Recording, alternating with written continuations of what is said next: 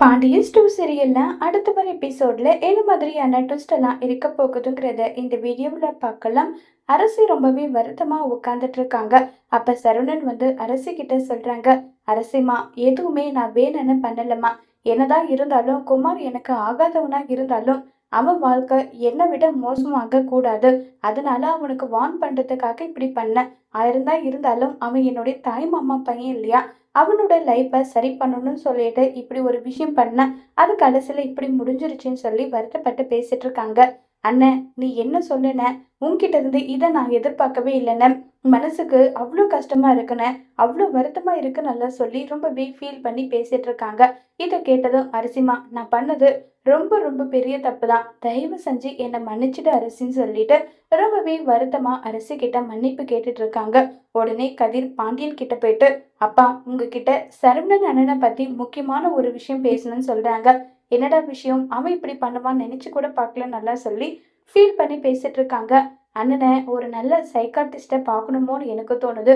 அண்ணனுக்கு ஏதோ ஒரு பிரச்சனை இருக்கு. அவரு நம்ம கிட்ட வந்து சொன்னா நம்ம வருத்தப்படுவோம்னு சொல்லிட்டு அவரு சொல்லாம இருக்காரு. அதனால நம்ம ஒரு சைக்காட்டிஸ்ட பார்க்கறது நல்லதோன்னு எனக்கு தோணுது. அவர் தூங்காம தினம் தினம் கஷ்டப்பட்டுட்டு இருக்காருன்னு சொல்லி பாண்டியன் கிட்ட எல்லா உண்மையுமே சொல்றாங்க.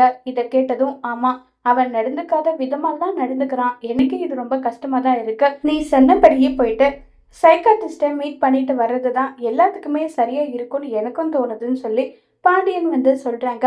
சரவணா நாளைக்கு முக்கியமான ஒரு வேலையை ஹாஸ்பிட்டல் போகணுண்டா. என்னப்பாச்சு உங்களுக்கு ஏதாவது பிரச்சனையாப்பா சொல்லுங்கன்னு சொல்லி கேட்குறாங்க. அப்படியெல்லாம் ஒன்றும் கிடையாது, உன்னை கூட்டிட்டு போலான்னு தான் நினைக்கிறேன். நீ தூக்கத்துக்கு எவ்வளோ கஷ்டப்படுறன்றத கதிர் என்கிட்ட சொன்னா. மனசுல நிம்மதி இருந்தா தானடா தூக்கம் வரும். நீ மனசுல நிம்மதி இல்லாத இருக்கும்போது உனக்கு எப்படி தூக்கம் வரும்? எல்லாமே நான் பார்த்துக்கிறேன். உன் குடும்பம் உனக்கு துணையா இருக்கு. நீ எதை நினைச்சும் வருத்தப்படாம இருன்னு சொல்லிட்டு பாண்டியன் வந்து ஆறுதலா பேசிட்டு இருக்காங்க. இதை கேட்டதும் சரவணனுக்கு எப்படி அழுக வருதோ தெரியல. அந்த அளவுக்கு சரவணன் தேம்பி தேம்பி அழுதுட்டு இருக்காங்க. இதை பார்த்ததுமே பாண்டியனுக்கு மனசெல்லாம் ஒரு மாறி ஆயிடுது.